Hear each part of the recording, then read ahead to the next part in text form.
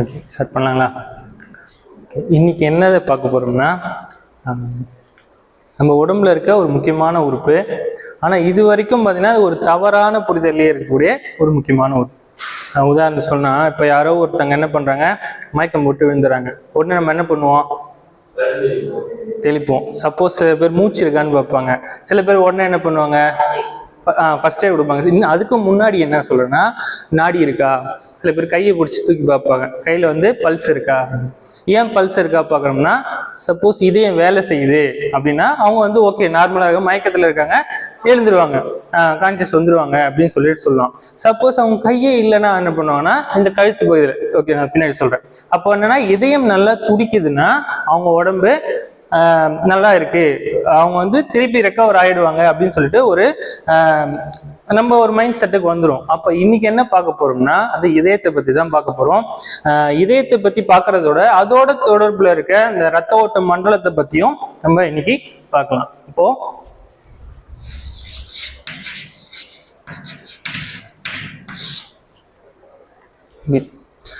ஏன் ஸ்டார்டிங்ல ஏன் நான் அப்படி சொன்னேன்னா, ரொம்ப வந்து புரிதல் இல்லாத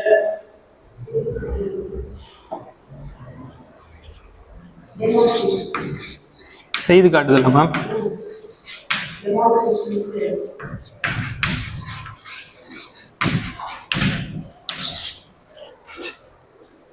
சரி, ஆரம்பத்திலே ஏன் ஒரு புரிதல் இல்லாத ஒரு உறுப்புன்னு சொன்னா, இன்ன வரைக்கும் நிறைய பேர் என்ன சொல்லுவோம்னா, மூளை தனியா யோசிக்குது, மனசு தனியா இருக்கு, ரெண்டுமே வேற வேற. எப்பவுமே சொல்லும் போது உன் மனசு சொல்றது கேளு, ஓகேவா, உன் மூளை சொல்றது கேட்காத. இன்ன வரைக்கும் அப்படிதான் சொல்றேன். ஆனா இதயத்துக்கும் தனியா யோசிக்கிற புத்தி இருக்கா அப்படின்னு கேட்டோம்னா எதுவும் கிடையாது. மூளை தான் எல்லாமே. மெயினான இது பார்த்தீங்கன்னா மூளை. இது இப்ப மட்டும் இல்ல, எகிப்தியர்கள் காலத்துல இருந்தே பாத்தீங்கன்னா அவங்க என்ன பண்ணுவாங்கன்னா, மூளையை வந்து ஒரு கொழுப்பாலான ஒரு உறுப்பு, அது எந்த வேலையும் செய்யறது இல்ல, இதயம் தான் எல்லாத்துக்கும் முக்கியம் அப்படின்னு சொல்லிட்டு அப்போதுல இருந்தே பாத்தீங்கன்னா இன்னமும் நம்ம அதே அந்த கான்செப்ட் தான் வரும். அந்த மனசுன்றது தனி, மூளைன்றது தனி. ஆனா மூளைக்குள்ளேயே பாத்தீங்கன்னா உணர்ச்சி மூளை அப்படின்னு சொல்லி தனியா இருக்கும். அந்த பார்ட் தான் நம்மளோட எமோஷனல் தான் கண்ட்ரோல் பண்ணணும். இந்த அமிக்டாலா, ஹைப்போதாலமஸ் அப்படின்ற நிறைய உறுப்புகள் இருக்கும், மூளையோட உள்பகுதியில இருக்கும். அதுதான் பாத்தீங்கன்னா நம்மளோட எமோஷன்ஸ், நம்மளோட கோபம், அப்புறம் வந்து நம்மளோட உணர்வுகள் எல்லாத்தையும் கண்ட்ரோல் பண்றது பாத்தீங்கன்னா அந்த உணர்ச்சி மூளைன்ற அந்த பகுதி தான். அதுக்கும் நம்மளோட சிந்திக்கிறதுக்கும் இதயத்துக்கும் எந்த விதமான தொடர்பும் கிடையாது. இதயம்ன்றது என்ன மாதிரியான உறுப்புனா, அது ஒரு பம்பிங் ஆர்கன். ஜஸ்ட் ரத்தத்தை பம்ப் பண்ணி அனுப்புற ஒரு உறுப்பு தான் இதயம். எப்படி நம்ம வந்து ஒரு மோட்டர் போட்டா தண்ணி வேகம், மோட்டரோட வேலை என்ன, அதே கான்செப்ட் தான் இதயத்தோட வேலையுமே. என்ன பண்ணும், ஒரு இடத்துல இருந்து தண்ணியை இன்னொரு இடத்துக்கு வேகமா அனுப்புறதுக்கு மோட்டரை பயன்படுத்தணுமா, அது பண்றது, அந்த வேலையை பண்றதுதான் இதயமும் நம்மளோட உடம்புல இருக்கு. அது என்ன பண்ணும், பம்ப் பண்ணி ரத்தத்தை உடலோட எல்லா பகுதிக்கும் அனுப்புறது தான் பாத்தீங்கன்னா இதயத்தோட முக்கியமான வேலையே.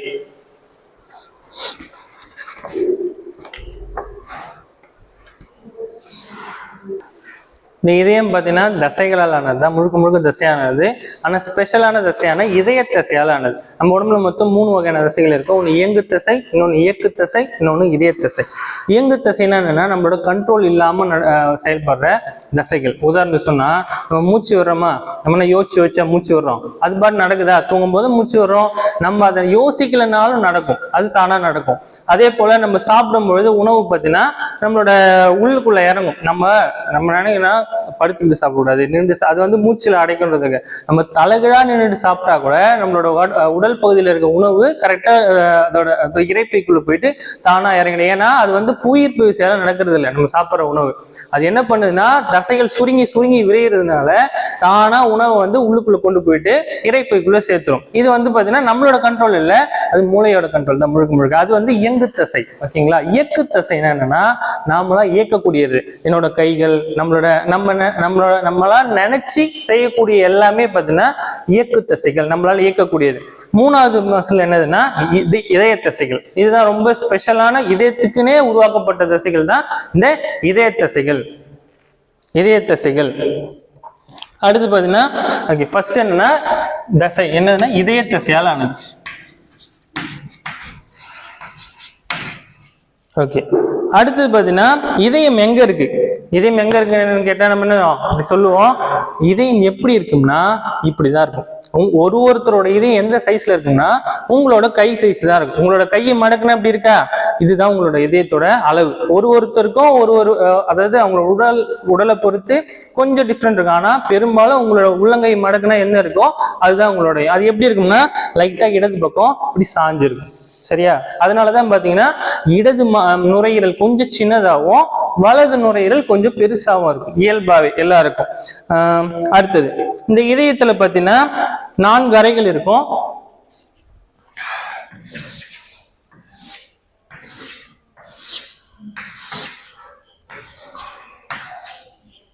ஓகே, இதுல பாத்தீங்கன்னா வலது இடது மேற்புறம் இருக்கிறது பாத்தீங்கன்னா நம்ம ஓகே ஆரிக்கல்னும் அல்லது ஏட்ரியம்னு சொல்லலாம்.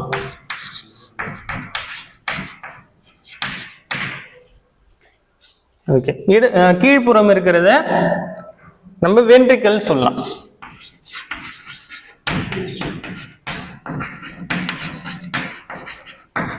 சரி, இதுலயே பாத்தீங்கன்னா வலதுபுறம் இருக்கிறத வலது ஆரிக்கல்னும் இடதுபுறம் இருக்கிறதுல இடது ஆரிக்கல்னும் சொல்லிக்கலாம். அதே போல இடது வென்ட்ரிக்கல்.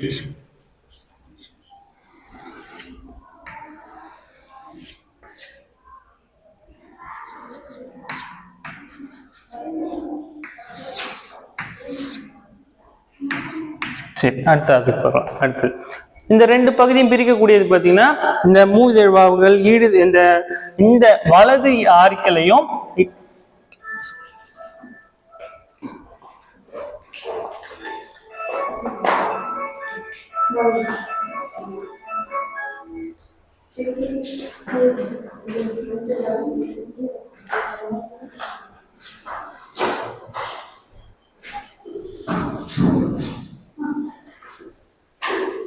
ஓகே உட்காந்துட்டாங்களா? பார்த்தாச்சா?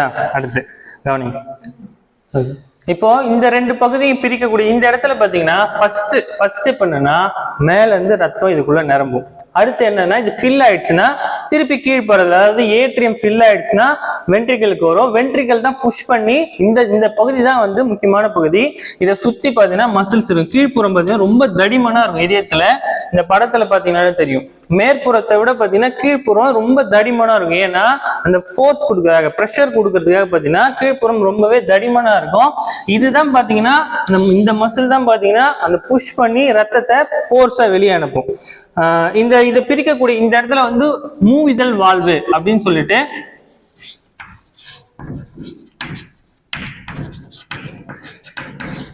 இதுதான் பாத்தீங்கன்னா மேற்புற ரத்தம் நிறைஞ்சிருச்சுன்னா கீழ்ப்புறம் அனுப்பும். அதே போல இந்த பகுதியில ஒண்ணு இருக்கும், அதை பாத்தீங்கன்னா ஈரிதழ் வாழ்வு அப்படி சொல்லுவாங்க.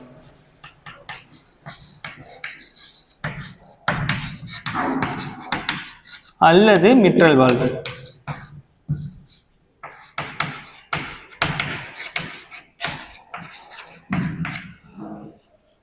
ஓகேங்களா? இப்போ ஃபர்ஸ்ட் நம்ம பொதுவா ஒரு இதயத்தை பத்தி தெரிஞ்சதுன்னா மொத்தம் இதயத்துல எத்தனை அறை இருக்கும்? 4 அறை இருக்கும். அதே பாத்தீங்கன்னா வலது இடதுன்னு பிரிச்சுக்கலாம். இதயத்தோட மேற்புறம் இருக்கக்கூடிய அறைகள் என்னன்னு சொல்லலாம்? ஆரிக்கல்னும் ஏட்ரியம்னும் சொல்லலாம். எதுனா சொல்லிக்கலாம். அங்கே 2 பேர் இருக்கு, ஆரிக்கல்னு சொல்லிக்கலாம், ஏட்ரியம்னு சொல்லிக்கலாம். கீழ்ப்புறம் இருக்கிற அறைகளை என்ன சொல்லணும்? வென்ட்ரிக்கல் சொல்லிடலாம். அதுல வலது ஆரிக்கல் இடது ஆரிக்கல், வலது வென்ட்ரிக்கல் இடது வென்ட்ரிக்கல் சொல்லிட்டு அதே 4 அறைகளா இருக்கு. அதுக்கப்புறமா நம்ம இதுக்கப்புறம் பாத்தீங்கன்னா நம்ம ஒரு 3 விஷயத்தை பத்தி தெரிஞ்சுக்கணும். என்னதுன்னா தமனி, சிரை,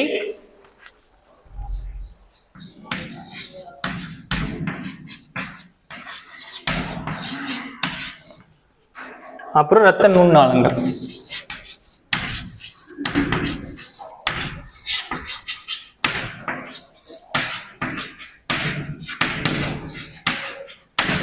சரி, ஏன் இதை பத்தி தெரிஞ்சோம்னா இதயத்துல இருந்து ரத்தத்தை கொண்டு போறதும் சரி கொண்டு வரதும் சரி இந்த 3 பேரும் தான். சரிங்களா? இதுல முக்கியமான ஆள் பாத்தீங்கன்னா இந்த 2 பேர். சரிங்களா? தமனி. ஓகே, தமனி பாத்தீங்கன்னா இதயத்திலிருந்து வெளியே போற எல்லா ரத்த குழாய்களும் தமனி தான். சரிங்களா? இப்ப இதயம் ஆரம்பிக்குதா, இந்த இதயத்திலிருந்து எது வெளியே வருது, இதயத்திலிருந்து எது வெளியே வருதோ அது தமனி. இதயத்துக்கு எது ரத்தம் கொண்டு போதோ அது சிரை. நம்ம இன்னும் சிம்பிளா புரிஞ்சுக்கணும்னா எதுலாம் ஆக்சிஜன் நிறைஞ்ச ரத்தம் இருக்கோ அது வந்து தமனி, எதுலாம் ஆக்சிஜன் குறைஞ்ச ரத்தம் இருக்கோ அதெல்லாம் சிரை. சரியா? நம்ம எப்படி ஞாபகம் வச்சுக்கலாம்னா சிறையில யார் இருப்பா? எப்பவுமே கெட்டவங்க தானே இருப்பாங்க. அப்ப சிறையில என்ன இருக்கும்? கெட்ட ரத்தம் சொல்லிட்டு நம்ம ஞாபகம் வச்சுதான் விடலாம். ஆனா வந்து என்னது, ஆக்சிஜன் குறைந்த ரத்தம் இல்லைன்னா CO2 அதிகமான ரத்தம், ரெண்டுமே ஒண்ணுதான். ஆக்சிஜன் குறைந்தாலும் கெட்டதுதான், CO2 அதிகமானாலும் கெட்டதுதான். அப்போ சிறையில யாரு இருப்பா? கெட்டவங்க இருப்பாங்க. யார் கெட்டவங்க? CO2 மிகுந்த ரத்தம். ஓகேவா? அப்ப தமனியில யாரு இருப்பா? ஆக்சிஜன் மிகுந்த ரத்தம். இதுல ஒரே ஒரு எக்ஸ்பெக்டேஷன், அதாவது ஒரே ஒரு விஷயம் மட்டும் மாறும். எதுல அப்படியே ஆப்போசிட்டா இருக்கு. யாருன்னா இதுல நுரையீரல் தமனியை மட்டும் சேர்க்க முடியாது. நுரையீரல் சிறையில ஆக்சிஜன் மிகுந்த ரத்தம் வரும். நுரையீரல் தமனியில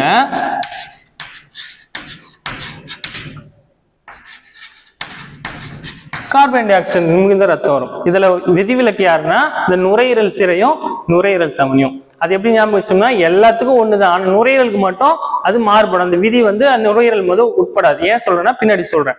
சரிங்களா?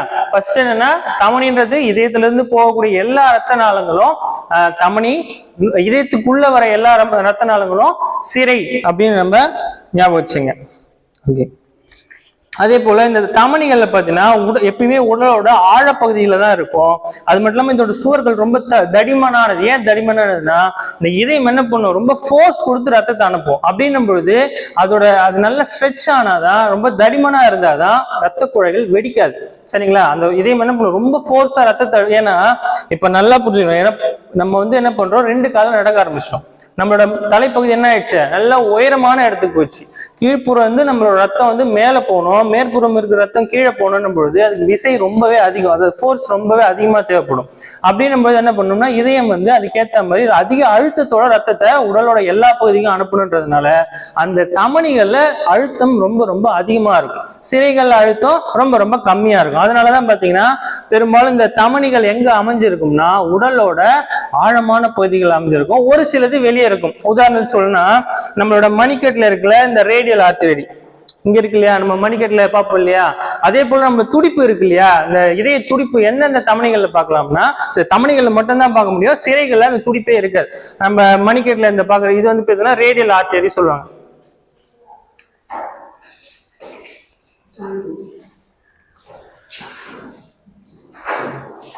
ஓகே, மணிக்கட்டுல இருக்கிறது பார்த்தீங்கன்னா ரேடியல் ஆர்டரி சொல்லுவாங்க. இது ஒரு வகையான தமனி, இதான் வெளிப்புறம் இருக்க தமனி. இன்னொன்னு எங்க பார்த்தீங்கன்னா நம்ம கழுத்தோட 2 பக்கத்துலயும் உங்களோட கரெக்டா குரல் வலையோட 2 பக்கமும் தொட்டு பார்த்தீங்கன்னா இங்க இதய துடிப்பு பார்க்கலாம். கையில மட்டும் இல்ல, இந்த கழுத்து பகுதியில இங்க லேசா அழுத்தி பார்த்தீங்கன்னா இங்கே இதய துடிப்பு அதிகமா தெரியும். இது ஒரு வகையான, இதுவும் பார்த்தீங்கன்னா கார்டியேட் தமனி சொல்லுவாங்க. இதுதான் பார்த்தீங்கன்னா மூளையோட உட்புறத்துக்கும் முன்மூளை பகுதி இருக்கு இல்லையா, இந்த பகுதிக்கும் ரத்தம் எடுத்து போறது பார்த்தீங்கன்னா இந்த 2 பேரும் தான். இந்த 2 சைடு குரல் வலையோட 2 பகுதி இருக்கு, இந்த கார்டியேட் தமனி தான். ஓகே, நுரையீரல் தமனியை தவிர்த்து அனைத்து தமனிகளும் பார்த்தீங்கன்னா ஆக்சிஜன் நிறைந்த ரத்தத்தை கொண்டு போகும். பெரிய தமனியிலே இருக்கிறதுலே முக்கியமான தமனி யார் பார்த்தீங்கன்னா இந்த பெருந்தமனி அல்லது மகா தமனின்னு சொல்லுவாங்க. அதாவது இதயத்திலிருந்து வெளிவர முதல் ஆள் பார்த்தீங்கன்னா இவர் தான்.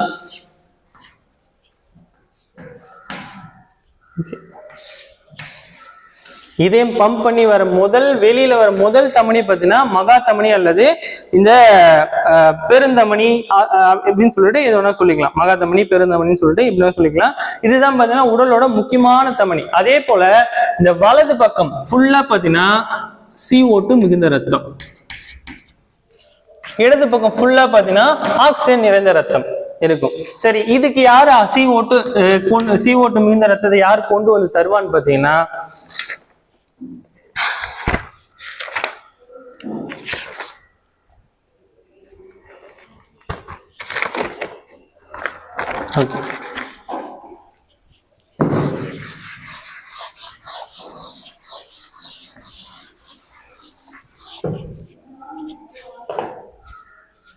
நம்ம ஒரு சைடா பார்த்துறோம்.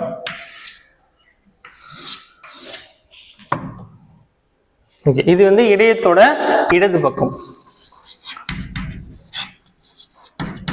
சாரி வலது பக்கம்.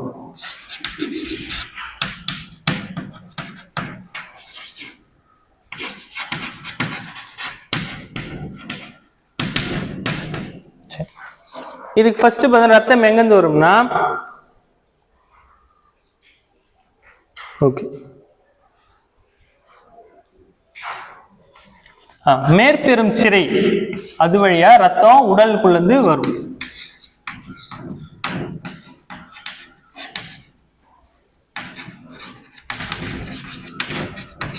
ரத்தம் உள்ளுக்குள்ள வந்து இந்த பகுதி ஃபுல்லா நிரம்பும். நிரம்பின உடனே என்ன ஆகும்னா இங்க என்ன பண்ணோம்னா மூவிதழ் வாழ்வு இருக்கும்.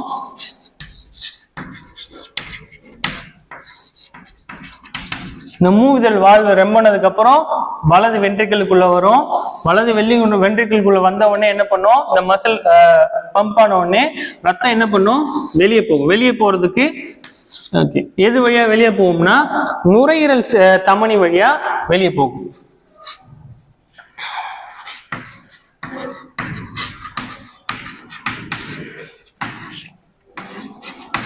ஓகே, நுரையீரல் தமனி வழியா வெளியே போகும். வெளியே போயிட்டு இது ரெண்டா பிரியும். வலது நுரையீரலுக்கு ஒன்றும்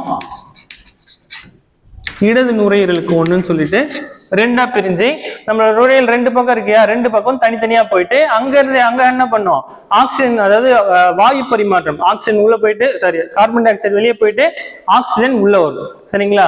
ஃபர்ஸ்ட் ஓகே, முதல்ல இந்த இதயத்தோட வலது பக்கம் என்ன நடக்கும், ஆக்சிஜன் குறைந்த ரத்தம் இருக்கும். அதாவது கார்பன் டை ஆக்சைடு அதிகமா இருக்க ரத்தம் இருக்கும். யார் ரத்தம் கொண்டு வருவா, மேற்பெருஞ்சிரை கொண்டு வரும். கொண்டு வந்த உடனே இடது வென்ட்ரிக்கல் இடது ஏற்றியம் நிரம்பும். இடது ஏற்றியம் நிரம்ப உடனே என்ன ஆகும், அதாவது நுரையீரல் தமனி மூலமா மேல போயிடுச்சு. ரத்தம் அங்க என்ன ஆயிடுச்சு, பியூரிஃபை ஆயிடுச்சு. அதாவது கார்பன் டை ஆக்சைடு வெளியே போயிட்டு ஆக்சிஜன் உள்ள வந்துருச்சு. திருப்பி எது வழியா உள்ள வரும்னா நுரையீரல் சிரை வழியா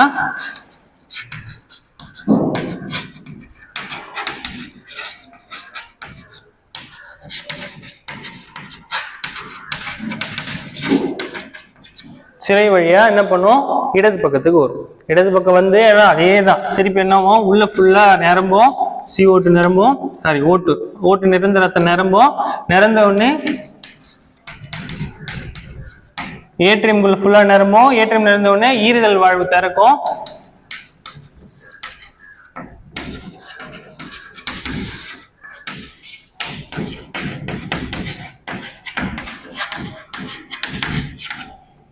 ஈறுதல் வாழ்வு மிட்ரல் வாழ்வு திறக்கும். திறம்பின உடனே என்ன ஆகிடும், வென்ட்ரிக்கல் ஃபுல்லா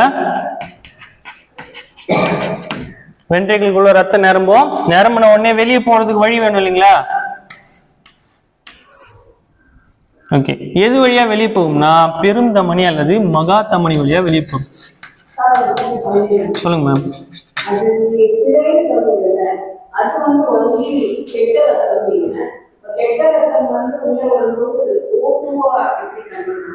நான் முன்னாடியே சொல்லிட்டேன் மேம். அதாவது நுரையீரல் தமனிக்கும் நுரையீரல் சிரைக்கு மட்டும் அது விதிவிலக்கு. சிரைனாலே பொதுவா கார்பன் டை ஆக்சைடு மிகுந்த ரத்தம் தான் வரும்.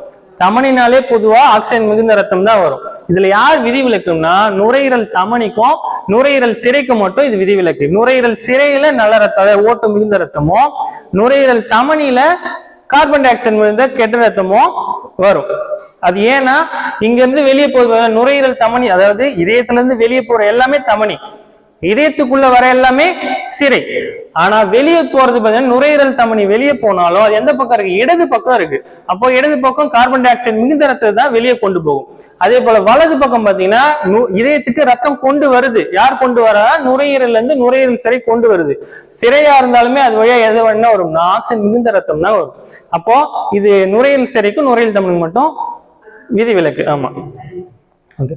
அப்ப உள்ள வருது, நிரம்புது. பெருந்தமனி அல்லது மகா தமனி வழியா ரத்தம் வெளியே வரும். இந்த பெருந்தமனி மூலமா தான் பாத்தீங்கன்னா பம்ப் பண்ணி உடலோட எல்லா பகுதிக்கும் போறது பாத்தீங்கன்னா இந்த பெருந்தமனி வழியா தான். இதுதான் பாத்தீங்கன்னா உடலோட முக்கியமான தமனி. ஓகே,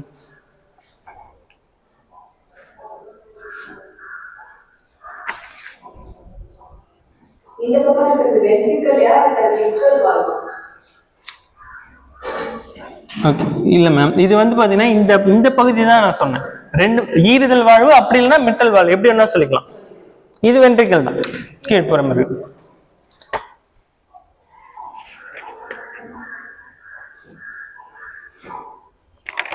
ஓகே, அப்புறம் சிரையை பத்தி சொல்ல மாட்டோம். தமனியை பத்தி சொன்னோம், சிரையை பத்தி சொல்றதுக்குள்ள இங்க வந்துட்டோம்.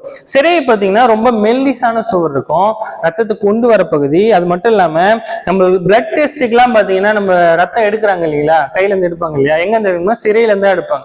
ஏன்னா தமனியில வந்து ரொம்ப ப்ரெஷரா இருக்கும், ரத்தம் எடுக்கிறது ரொம்ப கஷ்டம். அது மட்டும் இல்லாம பிளட் வேகமா வெளியே வரும். அதனால என்ன பண்ணுவாங்க, கையில இருந்து எடுக்கிறாங்க இல்லையா, அது சிரை தான் பாத்தீங்கன்னா ரத்த மாதிரிகள் எடுக்கிறதுக்கு பாத்தீங்கன்னா தமனிகளை விட சிரைகள் தான் ரொம்ப பெஸ்டான இடம். அதுக்கப்புறமா இதய தசை ரத்த நாளங்கள். நம்ம என்னதான் ஊருக்கே சோறு போட்டாலும் நமக்கு சாப்பாடு வேணும் இல்லையா, இதய தசைகள் என்னதான் ரத்தத்தை பம்ப் பண்ணி எல்லாருக்கும் அமிச்சாலுமே இதயத்துக்கும் சாப்பாடு வேணும் இல்ல, அதுக்கும் ஆக்சிஜன் தேவை இல்லையா. அதுக்கு யார் பண்ணுவானா, இந்த முதல்ல இந்த பெருந்தமனி வெளியே வருது இல்லைங்களா, இதுல பிரியிற முதலே பாத்தீங்கன்னா நம்ம இதயத்துக்கு தான் வரும். முதல் பார்ட்டே பாத்தீங்கன்னா இதயத்துக்கு தான் வரும். அதுதான் பாத்தீங்கன்னா இதய தசை ரத்த நாளங்கள், அதாவது கரோனரி சிரை, கரோனை தமனி சொல்லுவாங்க. அதாவது பெருந்தமனில இருந்து பிரிகிற முதல் கிளையே இதயத்துக்கு தான், ஃபர்ஸ்டே அதுக்கு மட்டும்தான். ஓகே, அது மட்டும் இல்லாம இந்த இதயமும் ரத்த சிவப்பணுக்களும் பாத்தீங்கன்னா ஒன்னோட ஒண்ணு ரொம்பவே நெருக்கமானது. ஏன் நெருக்கமானு சொல்லணும்னா, இந்த இதயத்துக்காக பாத்தீங்கன்னா ரத்த சிவப்பணு நிறைய விஷயங்களை இழந்திருக்கும். அது எப்படி இழந்திருக்கும்னா, ஃபர்ஸ்ட் நியூக்ளியஸ், ரத்த சிவப்பணுக்களை நியூக்ளியஸ், நம்ம உடம்புல இருக்க செல்கள்லயே பாத்தீங்கன்னா எதுக்கு நியூக்ளியஸ் இருக்காதுன்னு பாத்தீங்கன்னா, நியூக்ளியஸ்னா உட்கரு இருக்கு பாத்தீங்களா, உட்கரு. அந்த உட்கரு எதுக்கு இருக்காதுன்னு பாத்தீங்கன்னா ரத்த சிவப்பணுக்களுக்கு இருக்காது. எல்லா செல்களும் இருக்கும், ரத்த சிவப்பணுக்களுக்கு மட்டும் உட்கரு இருக்காது. ஏன் இருக்காதுன்னா, அதோட வேலை என்னன்னா, அது வந்து ஒரு இந்த பொருள்லாம் ஏத்துன்னு வரும் இல்லைங்களா, இந்த லாரி அப்புறம் இந்த டாடா ஏஸ் மாதிரி அந்த சரக்கு வாகனம் தான் நம்ம ரத்த சிவப்பணும். அதோட வேலை என்ன, வேலை என்ன, ஆக்சிஜன் கார்பன் டை ஆக்சைடு மட்டும் எடுத்துட்டு போ, ஆக்சிஜன் எடுத்துட்டு போ, நீ எதுவும் பண்ண வேணாம்னு சொல்லிட்டு. இயற்கையாகவே பாத்தீங்கன்னா நியூக்ளியஸ் கிடையாது. ஏன்னா நியூக்ளியஸ் இருந்தா இடம் பெருசாகும், உங்களோட மேற்புறம் வந்து அதாவது நிறைய ஆக்சிஜன் மூலக்கூறுகளை எடுத்துட்டு போக முடியாதுன்னு சொல்லிட்டு நியூக்ளியஸ் இல்லை. அதனாலதான் பாத்தீங்கன்னா என்ன ஷேப்ல இருக்கும்னா தட்டையா இருக்கும். நியூக்ளியஸ் இருந்திருந்தா அது என்ன இருக்கலாம், ரவுண்டா இருந்திருக்கலாம். நியூக்ளியஸ் கிடையாது. ரெண்டாவது விஷயம் என்னன்னா, அதுக்குள்ள எண்டோபிளாச வலைப்பின்னல் கிடையாது. நியூக்ளியஸ் இருந்தாதான் எண்டோபிளாஸ்மிக் வலைப்பின்னல் இருக்கும். இப்போ நியூக்ளியஸ் இருந்தாதான் அது சுத்தி எண்டோபிளாஸ்மிக் வலைப்பின்னல் இருக்கும். இந்த எண்டோபிளாஸ்மிக் வலைப்பின்னலும் கிடையாது. அதுக்கப்புறம் பாத்தீங்கன்னா மைட்டோகாண்ட்ரியா. இந்த மைட்டோகாண்ட்ரியா என்ன சொல்லுவாங்க, உடலோட செல்லின் ஆற்றல் மையம் சொல்லுவாங்க.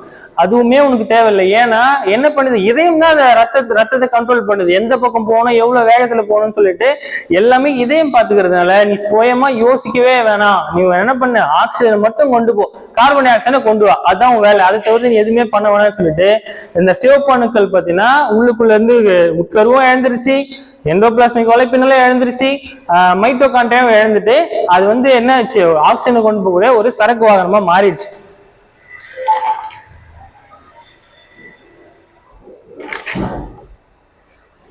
ஓகே, அப்போ ஃபைனலா என்ன பண்ணலாம், ஒரு முடிவுக்கு வந்துடும். ஃபர்ஸ்ட் இதயத்தை பார்த்தீங்கன்னா மேற்புறம் என்ன சொல்லலாம், ஏட்ரியம் அல்லது வென்ட்ரிகல், ஏட்ரியம் அல்லது ஆரிக்கிள் சொல்லலாம். கீழ்ப்புறத்தை என்ன சொல்லலாம், வென்ட்ரிகல் சொல்லலாம். இதுல மொத்தம் 4 அறை இருக்கும். பாலூட்டிகளோட இதயம் எல்லாத்துமே பார்த்தீங்கன்னா 4 அறை தான் இருக்கும். அதுக்கு கீழே போனீங்கன்னா ஊர்வனத்துக்குலாம் பார்த்தீங்கன்னா 3 அறை அப்படி இருக்கலாம். இதுல யாரு விதிவிலக்குன்னா, நம்ம முதலைக்கு மட்டும் 4 அறை இருக்கும் ஊர்வனவற்றில. சரிங்களா, பாலூட்டிகளுக்கு எல்லாம், பாலூட்டிகள் பறவைகள் எல்லாத்துக்குமே பாத்தீங்கன்னா 4 அறைகள் தான். அந்த ஊர்வனம் மட்டும் தான் பாத்தீங்கன்னா 3 அறை இருக்கும். அந்த ஊர்வனவற்றில இருக்க முதலைக்கு மட்டும் 4 அறை இருக்கும். இப்ப நம்ம பாக்குறது பாத்தீங்கன்னா பாலூட்டியோட அறைகள் தான். இதுல பாத்தீங்கன்னா இடது ஏற்றியம், வலது ஏற்றியம், இடது வென்ட்ரிகல், இடது வென்ட்ரிகல் பிரிக்கலாம். நம்ம வலது சைடுல என்ன ரத்தம் இருக்கும், என்ன ரத்தம் வரும், CO2 மிகுந்த ரத்தம் இருக்கும். வலது பக்கம் இடது பக்கம் ஆக்சிஜன் மிகுந்த ரத்தம் இருக்கும். அது மட்டும் இல்லாம இதுக்கு யார் ரத்தம் கொண்டு வருவா, வலது பக்கத்து யார் ரத்தம் கொண்டு வருவா, மேற்பெருஞ்சிரை கொண்டு வருவாங்க. எது வழியா வெளியே போக ரத்தம், நுரையீரல் தமனி வழியா வெளியே போகும். ஓகேங்களா, ஓகே. அப்போ இடது பக்கம் பாத்தீங்கன்னா யார் ரத்தம் கொண்டு வருவா, நுரையீரல் சிரை வழியா ரத்தம் கொண்டு உள்ள வரும். வந்ததுக்கு அப்புறம் எது வழியா வெளியே போகும், பெருந்தமனி வழியா வெளியே போகும். இங்கெல்லாம் போயிட்டு இதயத்தோட உடலோட எல்லா பகுதிக்கும் சீரா போறோம். இங்க எதனா டவுட் இருக்கா, என்ன டவுட்? அதை பத்தி அடுத்து மேம் சொல்லுவாங்க. மேம் இதுல எதனா டவுட் இருக்கு மேம்? Okay, thank you.